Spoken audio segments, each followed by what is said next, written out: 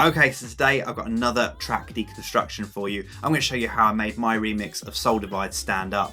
Now this is a proper hands in the air, vocals, piano kind of house track, and I'm going to show you exactly how I made it. We're going to jump into Ableton. I'm going to show you how I picked the remix parts from the stems, how I came up with the melodic elements, what synths I used, what samples I got. We're going to jump straight into Ableton right now.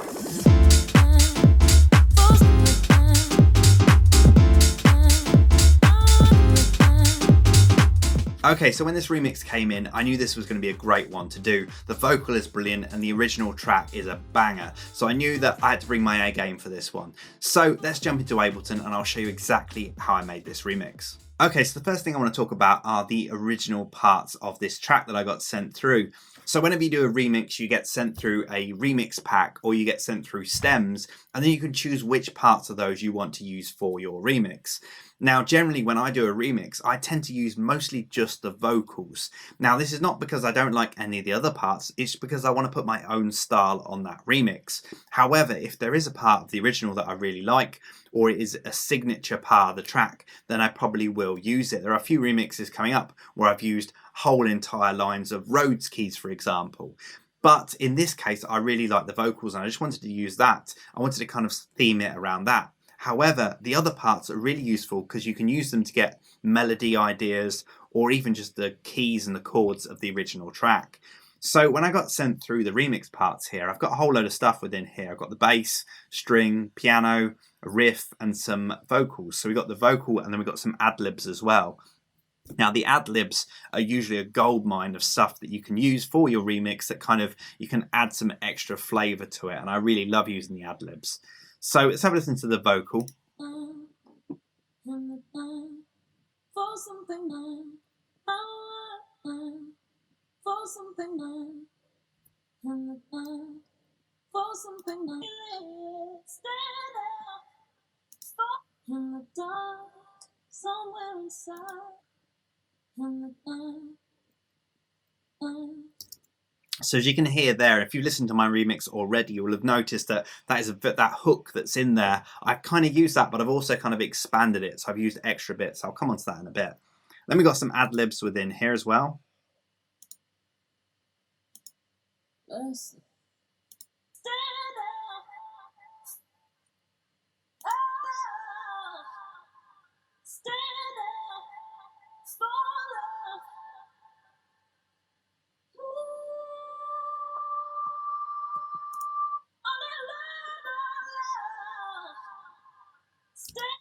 So we've got a whole load of ad-libs in there, and I didn't actually use any of those, I don't think. I don't know if I didn't see them or I didn't actually use them. Maybe I used them at some point and I wasn't too keen on them. And then we got a whole load of instrument stuff within here. So we got this original riff from the original track.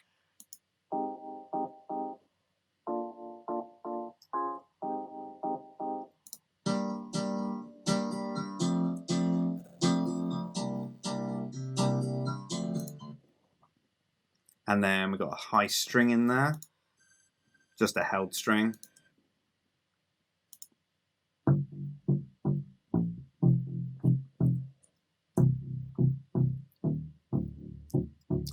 So it's quite a techie bass in there. Now, generally, I don't ever use a bass from a remix pack when I get them sent through, just because, well, the bass is kind of a major part of the Dirty Secretz sound. So if I didn't use my own kind of bass sounds, then it wouldn't really sound like a track of mine. It's like using somebody else's drums. It wouldn't sound right for my kind of track. I wouldn't be able to use them out of the remix pack. But yeah, so the only thing on that was the kind of vocals. I really like the vocals, so I kind of used those. And in this track, I certainly started with the vocals first because I knew that's where it was all going to be centered around. Now, I'm a big fan of using the full vocals on a track. You know, the full...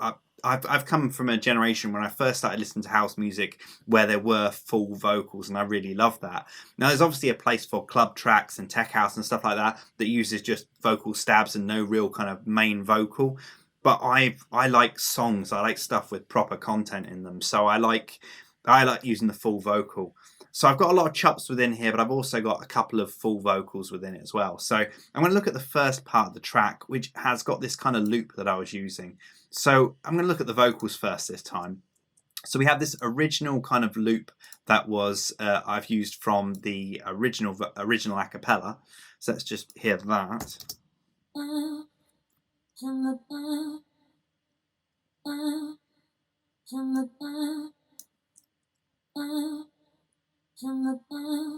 So that hasn't changed much from the original, but what I wanted to do is it's very sparse and there's there's big gaps within there, and I kind of wanted to fill them with something else. So what I did was I chopped up the main vocal and put bits of that within there. So I've got these two chops within here. So I've got this one, just a really rough kind of chop within there, and I've also got this one. Really, really simple.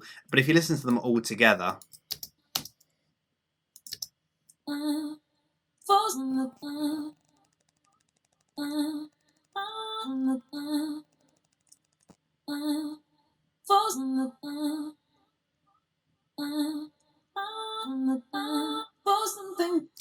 so that's it's kind of offbeat. You'll hear it with the beats in a minute. But yeah, basically I'm kind of filling those gaps from the original with some extra little chops here and there. And I don't even know how I kind of came up with those chops. I just started playing around with it and moving it around. As you'll notice, they're actually audio clips. So I was just kind of playing around with the audio on that one. So yeah, it's just kind of moving them around and seeing where they kind of work best. So if I put the kick in there, you'll kind of hear how they're kind of formed.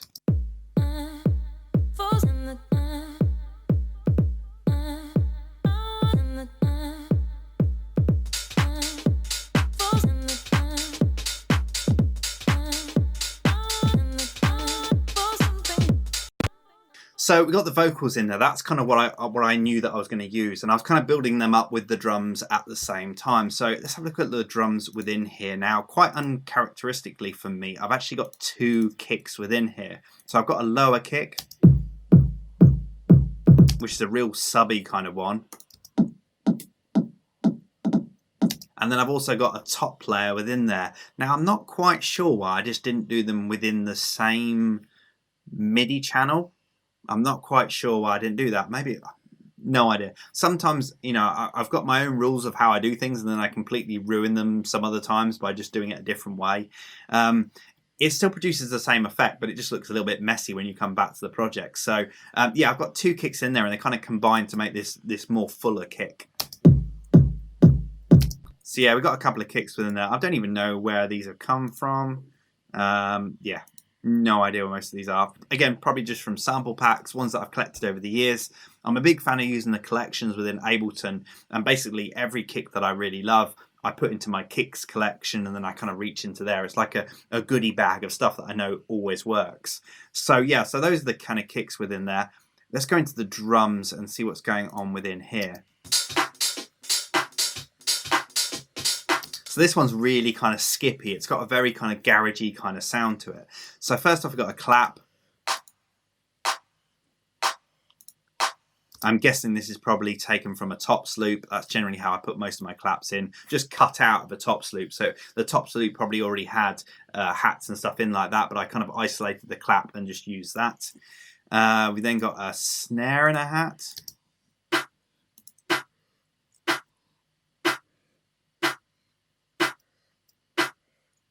Actually, that is just a snare. And as you can see, I've got this is a full tops loop within here, but if I go into it, I bet any money that I've actually got under the clip. Yeah, so we can see here that I've actually just got this is the volume level, and I'm just using the clap from within here. So I haven't actually consolidated this at all. I've done that with this one, but for some reason I haven't done with this one. Maybe just laziness and just forgot to do it. But yeah, so that's generally what I do with the tops loop. So the tops loop always looks like this, but I've kind of used just the clap out of it because that kind of worked. That's generally how I work most of my tracks. So we've got that. That's just a snare. That's not even a hat. I don't know why I put a hat there. We've also got an open hat there.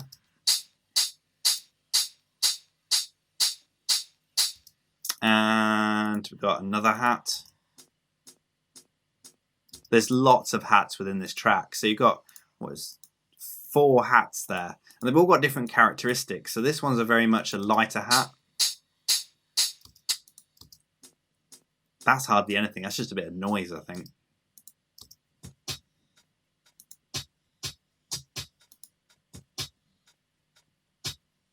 So these are skippy hats. These are kind of almost offbeat ones that are kind of, I think I've probably taken them from another Tops loop. Maybe I've taken away the clap and the main hat and I've just got the bits in between. So that's probably where I've got that skippiness from. But that's what's kind of given the whole track its skippiness. It's those kind of offbeat kind of sounds, the hats and stuff like that.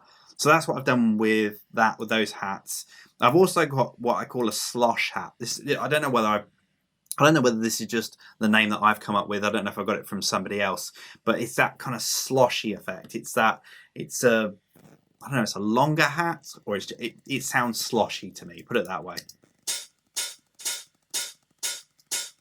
got a slosh. I don't know. For me, that's just what I called it. I don't know why I called it slosh hat. I just seem to always call the hats that. And those kind of hats just fill up more space in the mix. They kind of give that proper housey effect. Without that, it's a lot more kind of stripped back kind of drum beat. But I felt it just needed that to give it a bit more movement as a kind of house track rather than it being a kind of garagey kind of track maybe. So altogether, they kind of work really nicely. Oh, we got a snare on there as well. So that's done in via MIDI. Again, I got a bit of swing on there, 75%, that's quite high. So it's quite a skippy one, this one. And all together. And let's get the kick in there as well.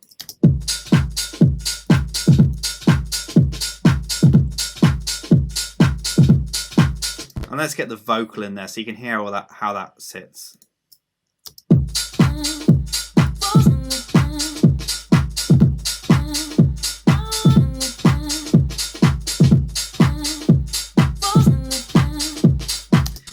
So that was the kind of start of the remix. I got the vocals, I got the beats in there, but next I wanted to get some melodic stuff in there. So I knew I kind of wanted to get a piano sound in there. I didn't want to use the original because that was a bit too much and it wasn't kind of working with the sound that I wanted. So I wanted to strip that back a little bit. So what I did was I went and got a piano stab sound. Now I could have done this from using a piano instrument and then building up a chord, but I just kind of found this stab and it kind of worked quite well. So that's kind of where I went from it.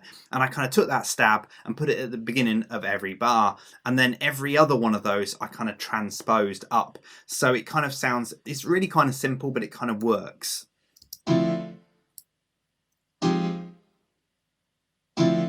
So let's play that back with the drums and with the vocals.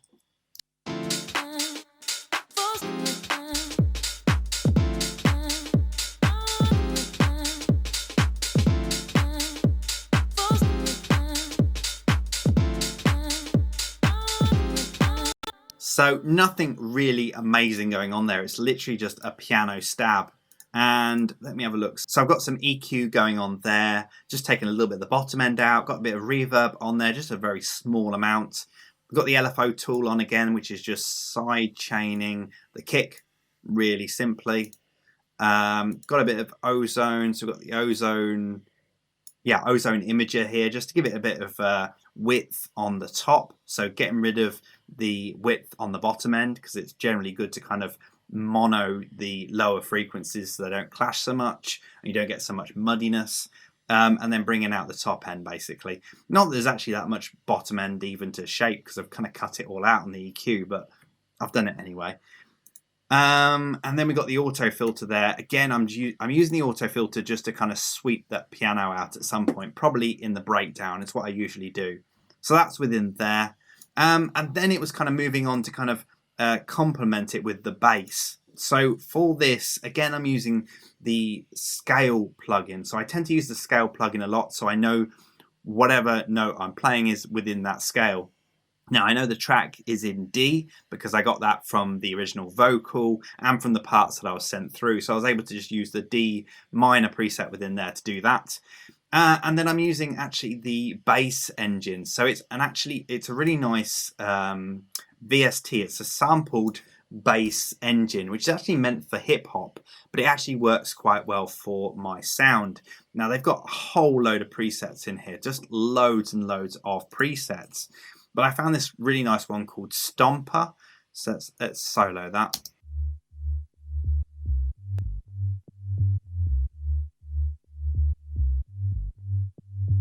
So it's a real nice kind of subby kind of bass. But I also put the Renaissance bass on here as well, just to give it a bit of top end. So if you're not familiar with this plugin, it basically distorts the bass a bit on the top end to kind of give you more harmonics. So if you've got a sub and you put this on it, it will generate some more harmonics in the topper end to kind of make the bass sound louder. And generally you can hear it through more speakers. It works quite well. So I tend to chuck that on a lot of my kind of sub basses to kind of bring that through the mix. I've also got a utility then because it was coming in a bit hot, I think. So I kind of just took it down a little bit on the gain there. Might be because I'm doing some more processing up here. I've also got the neutron in there, which is a bit of EQ, but I've also used a track assistant to kind of give me some guidance as how to tweak this a bit. But generally I kind of use the EQ mostly on here to kind of cut the bottom end out, put a couple of notches in here just to kind of bring out some of those top frequencies on the bass so you can kind of hear that pop a bit more. We then have a compressor on here. Again, because it's sounding like a real bass, the notes are kind of not quite even in volume, so I kind of use the compressor just a little bit here to kind of smoothen that out a little bit. Nothing too major. Got the LFO tool, which is ducking the kick, fairly standard. And then I've also got another compressor in here, which I think is side chaining. So I've got another side chain. Oh, I think I've got the LFO tool, which has got my standard side chaining. So it's ducking the 4/4 kick. But in the breakdown, I've got more of a garage beat coming on. So rather than using a different LFO tool for that, which would have been a bit harder because the kicks aren't quite 4/4, I've used the compressor and a sidechain on that to duck the kick in the breakdown. I'll show you that when I get to that part. But that's basically what I've done with that. And I've got another utility here, and that's generally just for automating the gain, I think. I'm not quite sure. I'm not quite sure what I've done with that. I think that's probably in the breakdown maybe. So yeah, there's a whole load of processing going on with that bass, whole load of stuff that's being done. So yeah, basses are always kind of hard to fit within the mix, but I've got a whole load of stuff in there that's hopefully fixed it. It worked well in the end anyway. So yeah, so that's the bass, and they all work really well together. So let's play that back.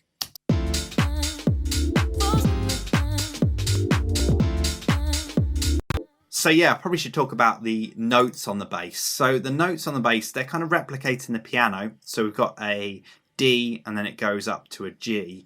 But I've also got a couple of these notes that kind of step up and down. Because I've got this, because I've got the scale plugin within Ableton set on this channel, no matter what notes I put within here, they'll all be on the same scale, the right scale. So basically I kind of got the notes within here and started playing around. So once I kind of got like a rough kind of groove going, which I've got with the notes, that kind of syncopation that's going with the notes, I then started playing around with the position and the kind of semitones that I was using. So you can see it's going up and down, it's going down an octave here, and it kind of falls down at the bottom here. I'm just basically just playing around. That's generally how I come up with most of my bass melodies. I come up with a rough groove first, and then I start moving the notes around to kind of create more interesting rhythms within it. Now there's not actually any swing going on here, which is quite unusual, but maybe I think because it's a sub bass, it wouldn't have even been that noticeable if it was slightly swung or not. So that's probably why I didn't do it. So yeah, it was all experimentation with the bass line. I didn't really have it in my head as to like that's what I wanted to do. It was more a case of just, okay, I know that it needs to be on the D, and then I know it needs to go up to the G, and then everything around that was just playing around, seeing, what I could come up with. So that's kind of how I came up with the bass line on that. But yeah, they work all really nicely together.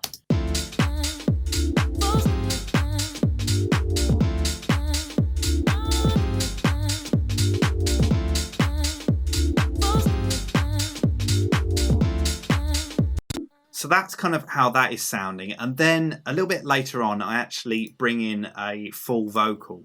So this is like the verse, I suppose the verse of the track. Is a universal feeling.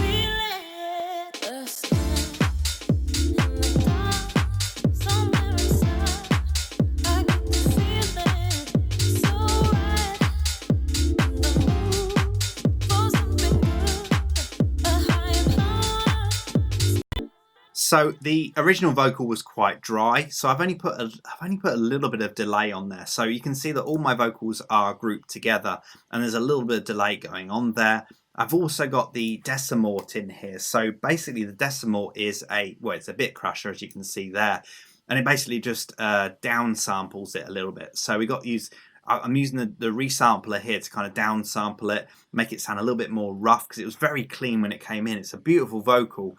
I would say verging on kind of commercial, kind of poppy kind of sound, and I wanted to kind of make it a bit more raw to fit with the beats and everything else I got within my track. So I've got this bit crusher on there, which is resampling it, kind of taking it down, and just degrading it a bit to make it sound a bit rougher. I've also got a bit of a resolution downshift as well. So yeah, and a bit of I put a bit of a preamp in there as well. Again, just to overdrive it a little bit. I've said this before in one of my other deconstructions. I tend to use a whole load of different ways to kind of distort sounds within my tracks. So I might use the saturator one day, or I might use the overdrive, or I might use decimort. Whatever kind of works on the day, whatever kind of sounds best on that type of music, that type of sound.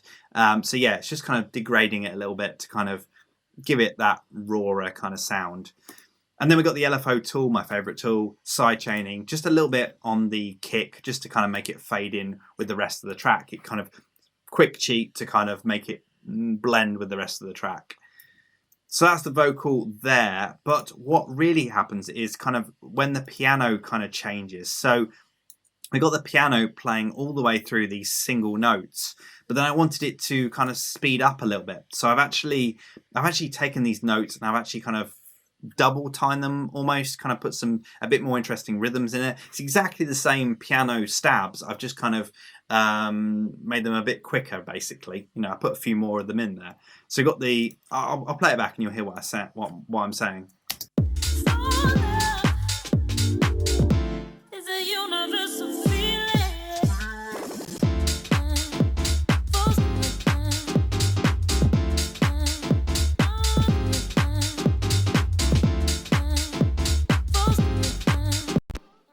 So I've got two different MIDI channels there with two different parts. So this is actually just taking this piano part here and I've dragged and dropped it into a new simpler, and I'm playing like the first note there and the second note there. And it's just kind of chopping them up a little bit.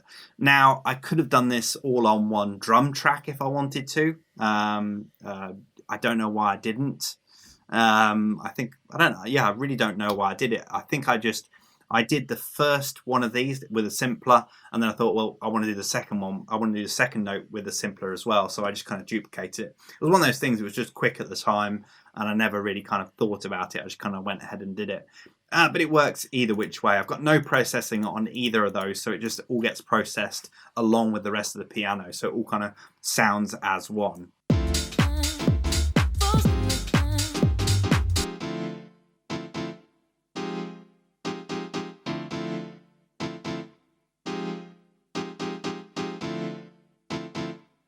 So yeah, I think I probably played those notes in. So I not necessarily kind of played with a keyboard, but I kind of just, to get the right timing that I wanted to, I kind of probably just did them in with a MIDI controller or MIDI keyboard or something. So yeah, that's kind of, as I say, I was listening to the whole track, and that static piano going through was nice. It was kind of subtle. It was kind of more relaxed, but I wanted a kind of a change of pace when it got to that part of the track, which is why I kind of doubled up on that piano to kind of get a different kind of melody going on, or a different kind of syncopation. I'm not quite sure what the word is.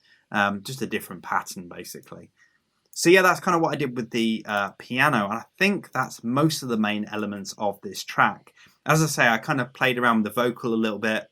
In fact, when it comes to the breakdown, I'm using just the original loop of the vocal.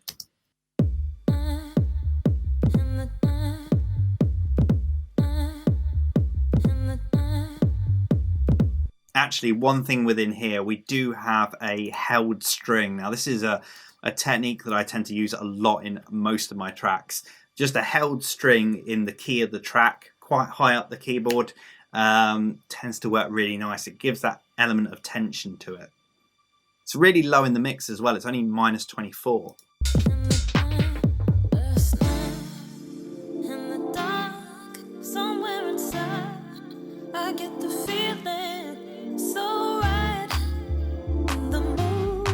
we actually have a pad going on here, which looks, is that one? Yeah, so we've got a pad coming from the M1. So this is actually using the scale plugin again, first of all, to make sure we're in the scale of D. And then it's using the chord plugin, which looks like a minor 11th, I think. Minor 11th chord playing through the M1, which is just on piano pad. So it's the preset on the M1 called piano pad, which is a kind of, it's a moving kind of pad sound. I think that's the best way I can describe it. And it works really nicely within here. And I think I've actually also, so I've got an auto filter going on here, which just very gently just brings it in. So if I show the automation for this.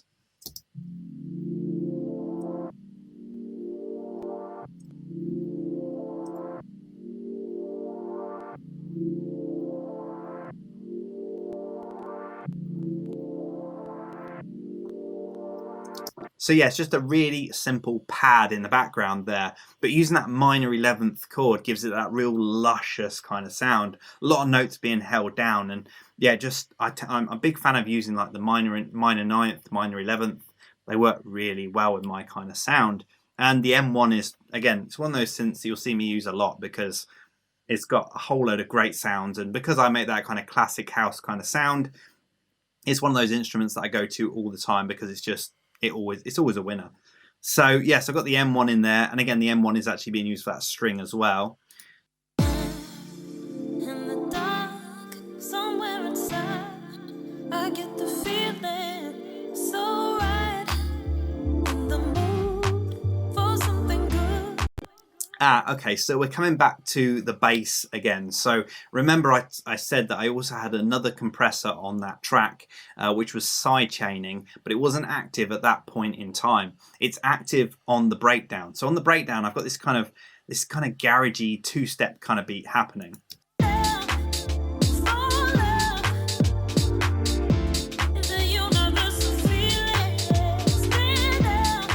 So at this point in time, that LFO tool that I had earlier on in the track, which was ducking it on the 4/4, so the normal house kind of kick, that was going to be no use at this point. So it's actually turned off the LFO tool. So I've automated the LFO tool to be turned off, and then I've turned the compressor on. So this is when this side chaining comes into action, and it's side chain from the kick, which is coming from here. So the kick here I've got in this kind of, it's this kind of two-step kind of pattern.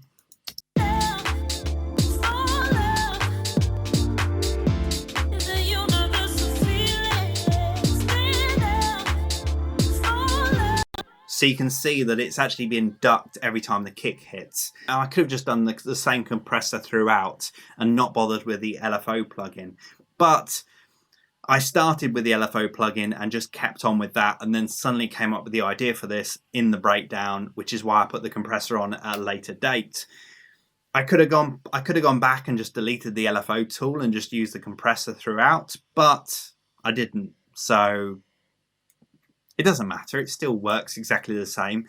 It's one of those things, like I always say when I'm doing these track breakdowns, is the fact that I tend to move really quickly. So there is a lot of stuff that's rough around the edges, but that's just how I work. I generally kind of work as quickly as possible, so I keep in that kind of zone of creativity, and then hopefully it all works. There are cases where I've had to come back to it and change it because doing it so rough means it just sounds bad, or there's some problem with mixing a bit later on. But for the most part, it works, and that's generally how I kind of do my producing. I play around with different effects, and if it works, it works. I don't kind of question how or why I've done it. I've just done it in that moment, and it works. So yeah, that's one of those things, one of those weird things I've done with production, and it kind of works in this circumstance. So that's pretty much most of the main elements of the track, and the arrangement is fairly standard too, because this is pretty much a vocal track. I wanted to keep it like a song. So you've got the chorus, verse, chorus, verse, chorus at the end.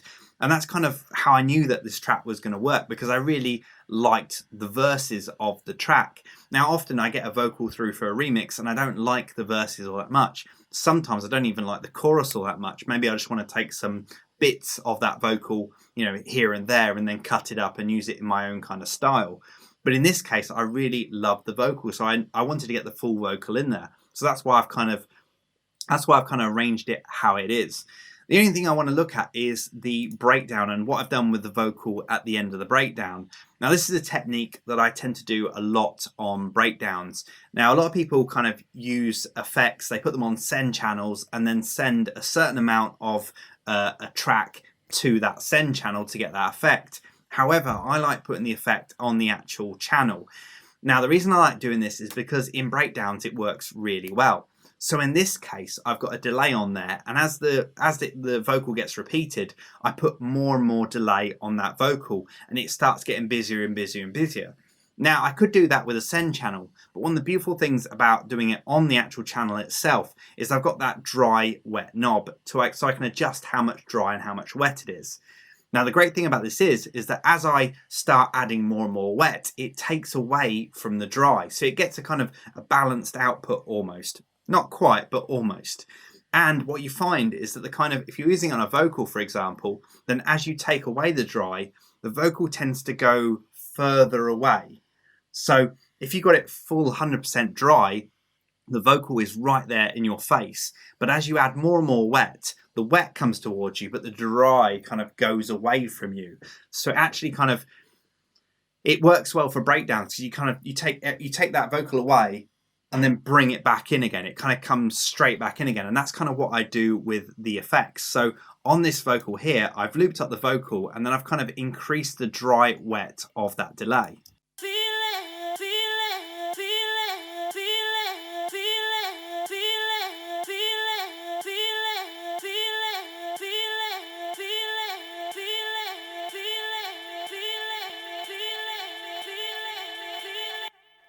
So you have that it's the big crescendo that's happening, but you've got this vocal that's you're hearing all this kind of echo going around, but the main vocal is kind of gone back a bit. It's kind of sitting back a bit.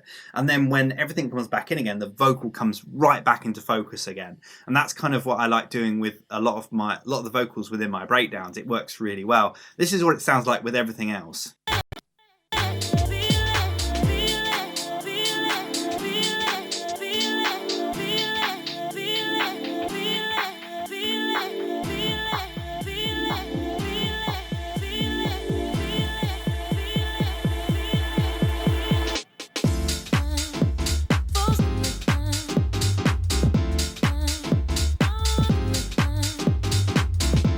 So yeah, that's kind of what I do on breakdowns. I like using that technique quite a bit because it's a great way to build the breakdown. And as I say, it kind of takes the vocal back before bringing it back in again. And you can do that with a load of other different things. You can use, like, if you've got a piano or a synth of some sort, if you put reverb on it, then you can do exactly the same thing with that. As you add more reverb, it kind of takes the instrument away, and then you can bring it straight back in again when everything comes back in again. So yeah, that's pretty much the whole track, the whole remix. As I say, when I got the parts through, I knew that vocal was going to be the main part of the track, and everything is pretty much built around that vocal. I mean, sure, I've got my Secretz drums in there, which I build up as normal, but pretty much everything else was kind of dictated by the vocal. I was almost just hearing melodies as I went along. I didn't kind of go into this thinking, okay, I want that melody on this.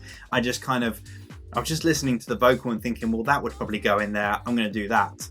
Now, I've used a lot of samples within here, but I also use a lot of instruments usually as well. It's just one of those things. With this track, it just kind of worked. You know, I found a stab sample, the piano stab, and that worked with this track. I could have easily found any other sample or gone into an instrument, maybe the M1, and just used a chord instrument or something like that, a chord effect. You know, I could have easily done it that way, but I didn't. I managed to find this stab sound, and that's where I went. It's one of those things, when I'm producing, a lot of it is about experimentation, playing around with stuff, and it all comes spare at the moment. It's not really planned. It's just me playing around and coming up with stuff. If you like this video, don't forget to give it a like, subscribe if you haven't already, and hit the notification icon so you're notified whenever I upload a brand new video. I've got a ton of stuff like this on my channel, so please check it out if you want to check it out, and hopefully I'll see you again in the next video.